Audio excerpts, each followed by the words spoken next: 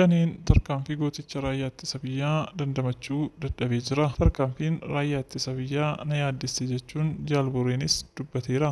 Gurmii olaantummaa ganda tokkoo dura dhaabbannee ofirraa qolachuun bakka itti deebisaa jiraannullee tarkaanfiin raayyaa ittisa biyyaa akka malee nutti cimee jira jechuun jaalboreen dubbachuusaa oduun miliqxee baatee nu geesseetti. Jaalabdiin tibbana dubbii godheen waraanni kallattii lamaan nutti banameera jechuun kan yaadatamu yoo ta'u gidduutti gubannee jirras jedheera. Jaalboreenis tarkaanfiin raayyaa ittisa biyyaa fudhachaa jiru akkaan isa dhiphisuu hidhattoonni humna ittiin lolan dhabaniirus jedhee jira. Kanaaf yaaddoo keessa galuun dubbachuun garichi qorumsatti heddummachuurraa kan ka'e bittinnaa'ee baduuf fiixeerra jiraachuu kaasee jira. Kanumaan wal qabatee oduun jaalwarraaqsaan boqochuu gola shanee keessaa naanna'aa akka jirus dhagahameera. Jaalwarraaqsaan dubbii shanee waliin walitti buusee fi ajaja marroon socho'aa tureef dubbiin keessoo shanee diigamaaf akka ta'u taasiseera jechuun hunkuramaa jiraachuu odeeffannee jirra. Odeeffannoo dabalataan aangaa'onni shanee shawaa keessa jiran marroon kokkeetti wal qabuurraan kan ka'e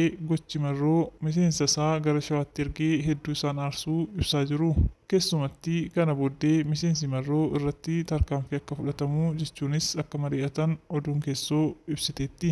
Uummatni shawaa nu tuffatee jira jechuunis marroon qeeqa isaa kaasuu oduun miliqxee baatee nuuf ibsiteetti. Kanumaan wal qabatee marroon odeeffannoo keenya guyyaa guyyaan akka ba'uuf gareen nu keessaa qaxaramee hojjechaa jira jechuun miseensa isaa ija shakkiin akka to'achaa jirus eerameera. Jaalmarroon jaalabdii irratti fokorsuu hamaa taasisaa akka jirus dhagahameera. Shira shaneen wal nyaachuu akkuma itti fufetti jira. Digumsi jabduu fiixeerra agarsiiseera. Egaa jaallatamtootaa fi kabajamtoota maatii keenyaa qophii keenyaa asumaan golomnaa yeroo gaarii qabaadhaa.